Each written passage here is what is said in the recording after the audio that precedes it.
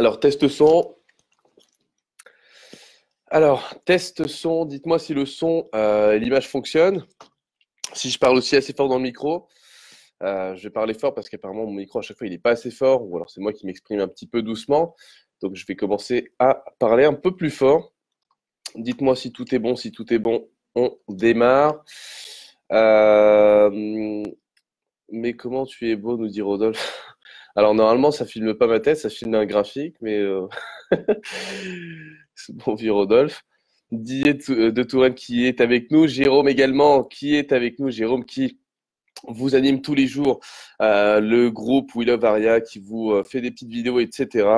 Voilà, j'espère que vous appréciez un petit peu toutes les initiatives mises en place par justement l'équipe Aria. Salut, c'est bon, nous dit Nicolas Martin. Bah, good, on va commencer. Bonjour à toutes et à tous. J'espère que vous allez bien. Du coup, nous sommes le mercredi 3 juillet 2019. Sylvain Le Ganada avec vous pour le point des experts. On va parler marché. Là, j'ai un graphique de Tilray. Donc, c'est une action en fait canadienne qui fabrique, enfin bon, des trucs un peu de marijuana, etc. Et en gros, bah, le but, c'est que moi, cette action-là, je suis baissier dessus, en fait. Donc là, en fait, je vends des calls en ce moment. Donc voilà, c'est sur des options, ça n'a rien à voir avec ce qu'on fait nous d'habitude. C'est pour ça que j'ai ce graphique-là, mais on s'en fout. Ça, c'est mes stratégies perso. Alors, nous, on va s'intéresser du coup aux indices. Je vous lis le petit avertissement légal sur les risques. Aujourd'hui, du coup, je pense qu'on va pouvoir parler marché. La stratégie du jour, elle n'est pas très compliquée. De toute façon, je vais vous en parler. Je vous lis l'avertissement légal sur les risques avant. Je vous montre le graphe. Mais là, effectivement, le marché aussi, en fait. Donc, hier, moi, j'ai tenté un short d'eau hier dans cette zone-là avec Aria. J'avais mis un stop quoi déjà je crois que j'ai mis un stop XL. Bon, bah, j'ai pas eu de chance. En gros, ma fractale était là, j'ai été exécuté là, mon stop il était là. Je me suis fait, en gros, exécuter, taper le stop, mais c'est pas grave parce que j'étais dans le mauvais sens du marché. Et je pense qu'aujourd'hui, de toute façon, le marché est haussier. Donc, dans tous les cas, on va partir sur des stratégies et peut-être haussières. Après, bon, ça, c'est une belle zone de résistance. Mais je vous en parle après l'avertissement, les gars, sur les. Je vais vous dire les strats parce que moi, j'ai un canal ici. Mais je pense que le marché va finir par être haussier. En gros, ça sert à rien de shorter. Là, je viens de regarder un petit peu le sentiment des particuliers. On a un bon 70%, voire 75% des traders particuliers à la vente. Donc, bon, dans tous les cas, quand c'est comme ça, hein, c'est difficilement vendable. Donc, bon, hier, j'ai tenté une vente, elle n'est pas passée. Donc, ça veut dire que le scénario était mauvais. Et ça veut dire que le scénario pour une vente est peut-être pas juste. Enfin voilà, les ventes sont peut-être pas juste pour l'instant le trade à faire, quoi. D'accord, le marché haussier, je pense que là, on va partir sur un marché qui va peut-être dépasser les 27 000, aller à 27 200, on n'en sait rien. Donc, bon, moi, en tout cas, j'ai commencé à payer dans l'autre sens. Donc là, ce matin, en gros, à quelle heure? Il est 9h50. J'ai pris des achats à quelle heure? Moi, je vais vous dire, je vais être totalement transparent avec vous. Je vais même vous dire exactement à quel prix je l'ai acheté, etc. ce matin. Le Dow Jones, alors j'ai acheté à ordre, j'ai acheté le Dow Jones ce matin à 7h58 à, c'est quoi ça? C'est 26 782. Non, 26 782, c'est ouf. 26 782. Je l'achetais à peu près 400, ouais, c'est ça. Ce matin à 7h58 là, en me levant tout à l'heure, en gros, je me suis levé, je buvais mon petit thé comme tous les matins, je regardais le marché, j'ai vu ça, j'ai vu le breakout haussier, le petit pullback, mais qui allait être payé. Je me dis bon bah de toute façon c'est bullish, donc je paye, et puis j'ai payé à 782, donc j'ai payé exactement ici. Et ma target, elle serait sur 27 200 à peu près, je pense, 27 200, 27 300. C'est un swing haussier, donc je vais le garder, je vais pas me faire chier. Et le stop, la validation, elle est en dessous de 26 400 en gros. Donc, bon. Donc, en vrai, je vise 27 200, 300, mais ça se trouve, je vais peut-être même le garder beaucoup plus, hein. Je vais mettre un stop là, et puis je vais essayer de le garder le plus longtemps possible. Donc, mais ça, on en parle après l'avertissement légal sur risque, hein. Du coup, acheter le Dow Jones, nous dit Rodolphe. Ouais, bah, je suis d'accord avec toi, Rodolphe. Enfin, là, moi, j'ai payé ce matin, de toute façon. Donc, hier, j'ai tenté un short, il était pas bon. J'ai mis mon ego de côté. Je me suis dit que j'étais dans le mauvais sens. Et ce matin, bah, j'ai payé, tout simplement. Je me suis pas emmerdé, quoi. Bah, il nous dit Jérôme. Ouais, je suis d'accord avec vous, les gars. Allez, je vous laisse tranquille. Je ne vais pas être sérieux sur ces lives, donc je vais me dire. Eddy, Antoine également qui participe. Salut, les gars. Alors, trader le Forex et ou les CFD implique un niveau de risque élevé et peut ne pas être approprié car vous pouvez subir des pertes supérieures à votre dépôt. Vous devez être conscient et avoir une compréhension complète de tous les risques associés au marché d'échange et au trading de produits dérivés. L'équipe ariatrading.com peut être amenée à produire des commentaires d'ordre général qui ne constituent pas des conseils d'investissement et ne doivent pas être interprétés comme tels. Vous devez consulter un conseiller en investissement si vous estimez ne pas avoir les compétences nécessaires à choisir un produit d'investissement vous correspondant. L'équipe ariatrading.com décline toute responsabilité pour les erreurs, inexactitudes ou omissions et ne garantit pas l'exactitude et ou le caractère complet des informations texte, graphiques, liens ou autres éléments contenus dans cette documentation. Allez, c'est parti. On va pouvoir commencer. Hop. Le point de marché, bon, de toute façon, je l'ai déjà plus ou moins entamé, hein, vous l'aurez compris. Donc, le scénario, ça va être bullish Dow Jones. Aujourd'hui, le setup qu'on pourrait, entre guillemets, adopter en fait sur Aria si on veut faire du Dow Jones, bah, c'est simple. Ça va être des templates du type, je vais vous l'écrire là, parce que de toute façon, sinon, plus c'est visuel, plus ça sera, entre guillemets, correct pour vous. Je pense que je vais partir du coup sur un buy, donc sur Aria. Je vais partir sur des stop loss. La volatilité, elle est comment là aujourd'hui? Pour ça, il me faudrait peut-être éventuellement un indicateur de volatilité autre que les bandes de Bollinger. Je vais regarder ça sur une autre de mes plateformes. Je vais regarder ça sur quoi? Ah bah tiens, je vais regarder ça sur mon portable. Est-ce que je dois avoir un indicateur qui peut m'aider là-dessus? Alors, je vous dis juste, hein, je vais juste checker la volatilité pour voir à peu près si on met des stops XS, L, machin, blabla. Je vais ajouter un indicateur du coup et je vais mettre du coup celui-là. Ouais, c'est celui-là. Ah, ok. Donc là en H1, ah ouais, on a une volatilité qui commence à être petite quand même, hein. Et en M1, du coup, c'est du. Attends, on est en dessous de 5 là, c'est chaud. Non? Ouais, c'est bizarre. 5. Ok, ok, je vois le délire. Du coup, on va partir sur un scénario buy. Donc, on a tradé pour Aria consécutive loss. Je vais mettre un. Ouais, un. Ouais, un. Allez, c'est mes règles. Consécutive win. Je vais mettre 3. Je pense une journée directe. Non, 2. Allez, 2. Risque par trade. Risque par trade. Là, je vais mettre combien? Là, je vais mettre 0,5. 0,5%. Risque par trade 1, donc risque par trade 0,5, ok. Stop loss, je vais mettre du L. Je vais mettre L to XL parce que peut-être que je vais partir en XL, on verra. De toute façon, en gros, je prends grand max de trade. Ah, quoique, s'il y a 26 900, ouais. Bon, bref. L to XL. Bye. Bon, consecutive win, je vais mettre un. Je vais faire qu'un trade aujourd'hui. Je vais faire qu'un trade. Je vais pas commencer à faire des folies. Un trade, ça sera un achat. On va risquer 0,5% de notre capital. L2XL. Qu'est-ce que je peux mettre de plus? Ouais, c'est tout. C'est tout. Clock filter, bah, de toute façon, c'est avant la fin de la journée. Est-ce que je mets un level filter? Non, pas spécialement. Donc voilà, ça va être mon setup aujourd'hui sur le Dow Jones. Pour trader le Dow Jones, ça va être buy, consecutive loss 1, consecutive win 1. Donc en gros, je vais prendre qu'un seul trade, risque par trade 0,5. Et stop loss L2XL. Voilà. Donc L2XL, pas plus, pas moins. Donc ça, c'est mon setup aujourd'hui pour le Dow Jones. Ok, et en gros, je pense qu'on ira à 26 900 aujourd'hui. Donc l'UT sur laquelle je vais tenter d'ouvrir mes trades, ça va être du M1. Je vais même le préciser là. Allez, donc l'UT, ça va être du M1 to M5. Enfin, M5 avec un petit M. Voilà, je pense que ça va être ça mon setup aujourd'hui. Donc, je vais ouvrir là tout de suite mon assistant Aria pour voir un petit peu ce qu'il en est. Tac. Alors, je vais regarder également s'il y a des questions, messieurs. Des questions. Brustom qui participe, Sébastien, Franck Becker que je connais bien, qui était un de mes clients, Antoine Girardot et dit. Ok, donc là j'ouvre Aria et je vais checker un petit peu du coup. Voilà, donc là en gros je vais rentrer. Bah, là je vais activer Aria. Je vais voir s'il y a un trade, donc je vais le mettre en M1, M5. Je vais respecter entre guillemets ce que j'ai dit. Ouais, je vais la mettre en M1. Je vais respecter mes règles, donc du coup j'ai mis Dynamique 0,5%, Max Profit Daily, non, non, non. Consecutive Love, oui, c'est 1. Stop Loss, j'ai mis XL ici, je vais mettre peut-être. Ouais, XL, non. Je vais mettre XL. Profit Factor, ah oui, je vous ai pas mis, bah 1,5. Et je vais lancer Aria. Donc là, je viens de lancer Aria. Allez, balance. En M1. Alors, attendez. J'attends juste.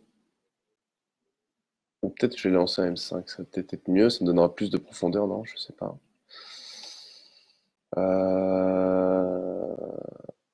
Je vous demande 2 petites secondes, parce que j'hésite à la lancer entre le M1 et le M5. Ouais, je l'ai lancé en M5. Ah oui, d'accord. Ouais. Et ça me donne un objectif à combien, ça, du coup? Ouais, nice, nice, nice. Ouais, c'est bien, j'aime bien, j'aime bien. Ok, guys, je vais vous faire un screenshot. Là, je vais vous le mettre sur le groupe. Capture. Non, capture d'écran. Ok, donc, voici mon trade aujourd'hui sur le Dow Jones. Ok, regardez le groupe. Je vais la publier là tout de suite. Comment on appelle ça? Le trade. Alors, voici, je vais dire bonjour les pilotes. Bonjour les pilotes. Voici mon trade du jour. Tac, tac. Achat. Je vais mettre achat Dow. Ah putain, majuscule. Achat Dow Jones.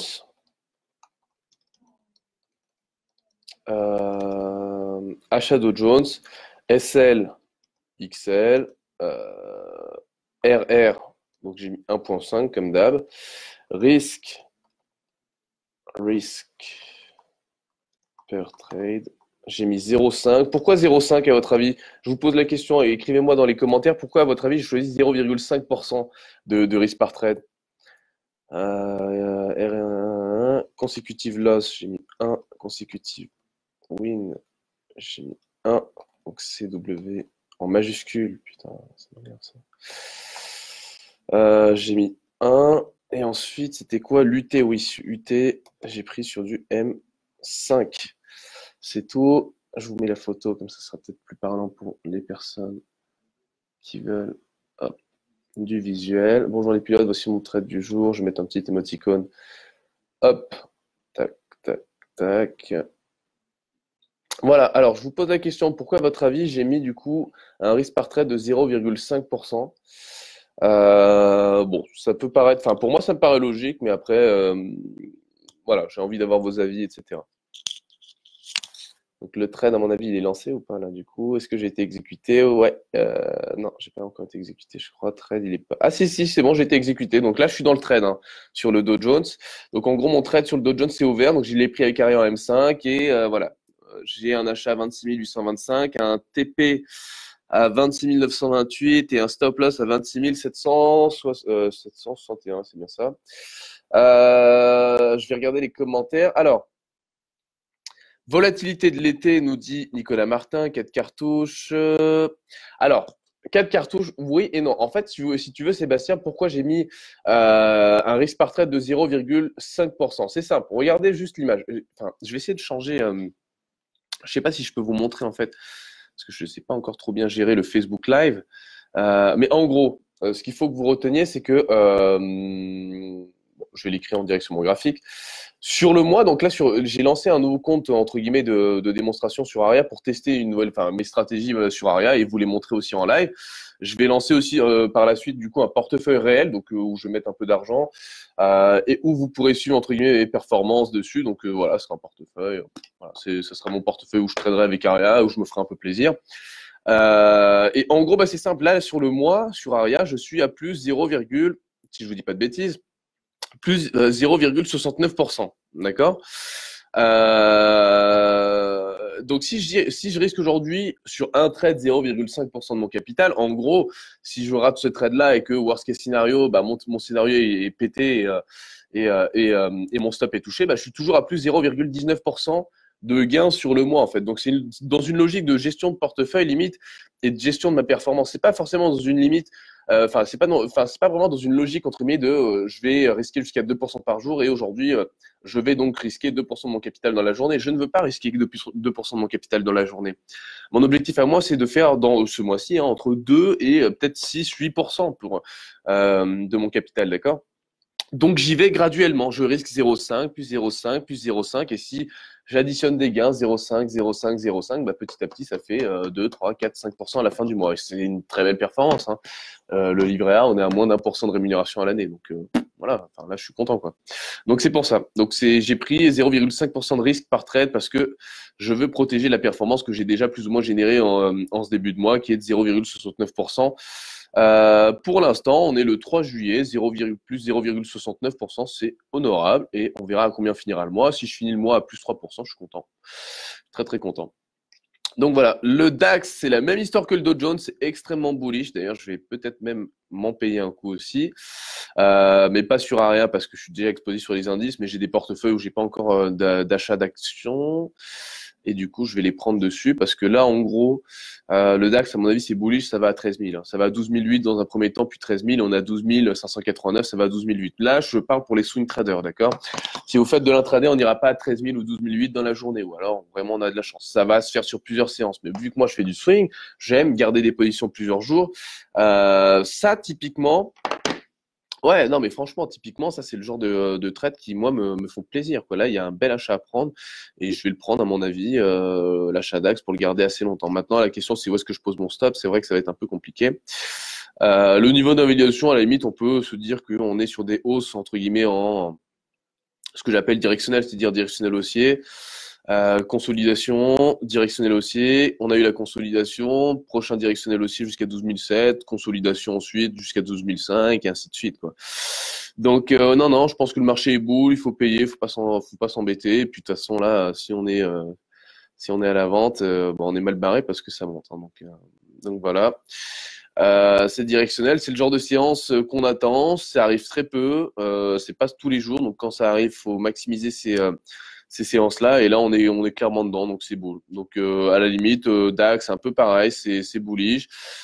Sur les stop loss, je mettrais du XL pareil. Moi j'aime bien les stop loss XL, hein. Je vous le dis, moi je fais beaucoup de M5. Alors pour le l'intraday, je vais faire du M5.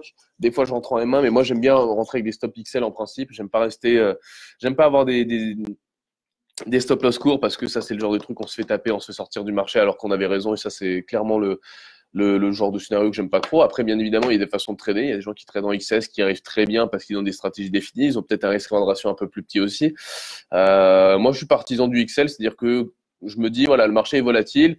Il va sûrement y avoir des gros mouvements qu'on va pas pouvoir prévoir, surtout que je fais du swing, donc j'ai intérêt à avoir des stop XL. Maintenant, vous faites de l'intraday du scalping, oui, ou vous pouvez prendre du XS ou du S parce que vous n'allez pas rester longtemps sur le marché, donc vous aurez raison. Enfin, vous avez intérêt à avoir raison d'ailleurs plus souvent que moi, entre guillemets, parce que moi, en swing, je peux me permettre d'avoir une marge d'erreur plus grande vu que le trade va durer plusieurs jours, en fait. Mais du coup, je dois avoir des stops beaucoup plus larges. OK? Alors, l'once d'or, tac, tac, tac, ça, c'est un beau trade. C'est un bel actif.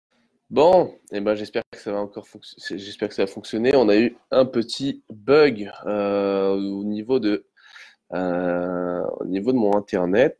Je sais pas pourquoi. Bon, c'est un peu, j'ai l'impression que c'est un petit peu la petite tradition, le petit bug du live, histoire de me couper en plein, en plein déballage de stratégie. Je vais y aller direct, hein. Je vais direct vous donner la stratégie, et puis comme ça vous regarderez la vidéo en replay, c'est pas grave. Euro-dollar, du coup, pour ceux d'entre vous qui font de l'euro-dollar, c'est clairement baissier pour l'instant. Il n'y a pas grand-chose à dire. Mais c'est pas non plus la paire de devises que je privilégierais. Donc si vous faites des devises, c'est pas forcément celle que je traderai en priorité. Mais si vous voulez la trader, bah, clairement vous avez ici un setup baissier. Vous avez même une belle, à mon avis, opportunité de prendre une vente ici, avec un stop assez court, c'est-à-dire à peu près aux alentours d'un 13,20, 13,40 et un TP aux alentours d'un 12. Donc là, il y a un risque-reward ratio qui est magnifique. Là, le short Eurodollar, c'est short ici, stop à peu près là.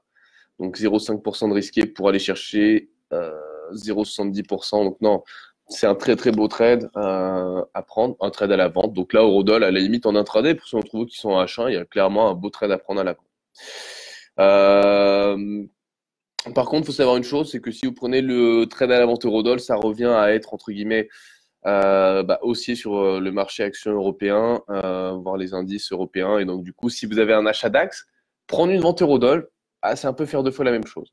Ok, pensez toujours corrélation, pensez toujours risque global de votre portefeuille, parce que quand vous prenez des trades, vous construisez normalement un portefeuille, et quand vous avez un portefeuille, vous avez ce qu'on appelle une exposition. Donc du coup, quand un actif monte, faut regarder si vous avez des actifs corrélés en portefeuille qui vont monter aussi si cet actif a tendance à s'apprécier. D'accord. Le but, c'est de construire un portefeuille décorrélé, d'accord. Donc les gérants de portefeuille ou les traders professionnels. Voilà, c'est fonctionne ainsi, d'accord? Donc typiquement, moi, quand je vais prendre quand je vais construire un portefeuille, je vais prendre un maximum d'actifs décorrélés. Pourquoi? Parce que déjà, en fait, il y a une formule mathématique qui est que quand vous calculez ce qu'on appelle comment je vais appeler ça là, le sigma, là, enfin, la volatilité de mon portefeuille, plus je prends d'actifs décorrélés, plus je prends d'actifs décorrélés et je les ajoute à mon portefeuille, plus le risque global de mon portefeuille baisse et plus le rendement, lui, est potentiellement supérieur. En fait, donc j'ajoute du rendement avec un risque supérieur en portefeuille. Donc en fait, mon risque rendement, il est plus intéressant. Vous comprenez? Alors que si je prends que des actifs corrélés, bah, c'est simple, hein, mon risque il est énorme, mon rendement il peut potentiellement être énorme mais ma perte peut être potentiellement aussi extrêmement énorme. Donc le but c'est d'avoir des actifs qui ne se ressemblent pas, qui ne vont pas faire la même chose. Bah, typiquement, si je vous parle d'actifs décorrélés, qu'est-ce que je peux vous dire? Qu'est-ce que je peux vous donner comme exemple? Des trucs qui n'ont rien à voir. Je sais pas. J'en ai pas en tête là, mais bah je sais pas. On a qu'à dire.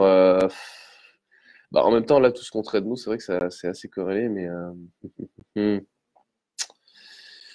Oh, si, non, je dis des bêtises. Bon, on peut très bien prendre du Total, par exemple.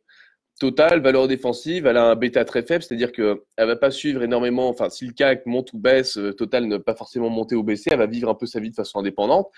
Voilà, avoir du Total, qui est une valeur entre guillemets défensive avec un faible bêta, et avoir du CAC 40 en portefeuille, bon bah ça peut avoir du sens. Les actions françaises montent, bah c'est cool. Total ne va pas forcément réagir à ça, mais les actions françaises baissent, bah Total ne va pas forcément se péter la gueule. Bon, là c'est un exemple un peu simpliste, vraiment, mais c'est un exemple même très simpliste, mais au moins c'est facilement assimilable. Ok, donc on a vu l'Eurodoll, c'est baissier, on a vu le DAX, c'est aussi, on a vu le Dow Jones, c'est aussi, on va regarder le Gold, on va regarder aussi un dernier actif, et puis après, je vais pas de vous déranger plus longtemps parce que le but c'est de vous donner en fait quelques actifs, mais pas non plus 1 milliard d'actifs parce que vous n'avez pas forcément le temps de tout regarder. L'once d'or c'est haussier, ça c'est clair. Moi je suis pas dans l'achat, je vous le dis, ça c'est un truc. Honnêtement, l'once d'or, enfin les gens ont tous essayé de le vendre, l'acheter, etc. Là-dedans, ça a été une boucherie pour tout le monde, donc et tellement d'argent qui a été perdu là-dedans que bon, honnêtement, moi, ça me dérange même pas d'avoir loupé l'achat, parce que je sais que maintenant, au final, c'est très simple, hein, mais au final, regardez l'once d'or en monthly. Le but en bourse, de toute façon, c'est pas d'avoir raison trop tôt, c'est juste d'avoir raison au bon moment et de faire un peu d'argent. Là, voilà, là, en mensuel, on a eu un breakout haussier. De toute façon, là, sur tous les pullbacks, dans cette zone-là, jusqu'à 1347, on va tenter d'acheter. Et puis après, bon, bah, je pense qu'on visera éventuellement 1500, 1600. Hein. Là, à mon avis, on a de quoi faire. Je pense qu'on rentre dans une configuration où le marché va être directionnel, il faudra le payer pendant plusieurs mois. Là, chaque bougie représente un mois. Donc là, je m'adresse vraiment aux swing traders, d'accord? Aux gens et aux personnes d'entre vous qui vont acheter et garder longtemps. Typiquement, bah, moi, je vais être avec vous parce que moi, c'est ce que je fais. Hein. Euh, L'once d'or, dans notre watchlist, ça va être un actif qu'on va payer, qu'on va garder longtemps. Donc, le but pour nous, c'est de choisir un courtier qui va avoir des rollovers très faibles à l'achat sur l'once d'or, qui va pas nous allumer, parce que nous, cette pause, là, on va la garder, à mon avis, plusieurs semaines. Hein. On va la garder, enfin, en tout cas, moi, je vise. En gros, dans cette zone-là, j'ai tenté de payer de l'or. Allez, on va dire que je vais l'acheter au milieu, parce que j'ai un vieux timing, enfin, j'ai un timing normal, et je vais viser 1600. Donc, ouais, il y a un bon 16% à aller chercher à la hausse. Stop loss, je le foutrais là. Donc, ça me ferait un stop loss de 9 pour aller chercher 16. Allez, si je force un peu si je force un peu, je vais mettre 20% et je vais risquer à peu près 8-9%. Donc j'ai un risque reward ratio de 1 pour 2 en swing. Donc c'est magnifique. Donc sur l'once d'or, je vais essayer d'aller chercher un TP de 20% et de mettre un stop loss très très large. Du coup, il me faut un courtier qui m'allume pas sur les rollovers. Et bah du coup, je vais screener. Il y a plein de courtiers. Et puis regardez aussi vous. Hein. Chez Aria, on a à peu près 6-7 courtiers partenaires. Checkez qui est le moins cher et qui à les releveurs les plus faibles sur l'once d'or et surtout celui qui n'a pas aussi d'expiration ou qui propose des roulements automatiques de tout ça. Pourquoi? Parce que nous, le but, c'est qu'on va devoir le garder longtemps, ce trade. Hein. Ok, voilà. Bon, bah écoutez, je vous dérange pas plus, il est 10h15. Je vous laisse enchaîner. Le replay est disponible sur le groupe, regardez-le. Et puis, si vous avez des questions, toujours en message privé. Vous m'ajoutez sur Facebook, Sylvain Le Canada, et puis vous me posez la question, Sylvain, que penses-tu de ça, nanana, machin. Moi, ça me dérange pas de vous donner un coup de main. Excellente journée à tous, bon courage, bon trading, et gérez bien votre risque.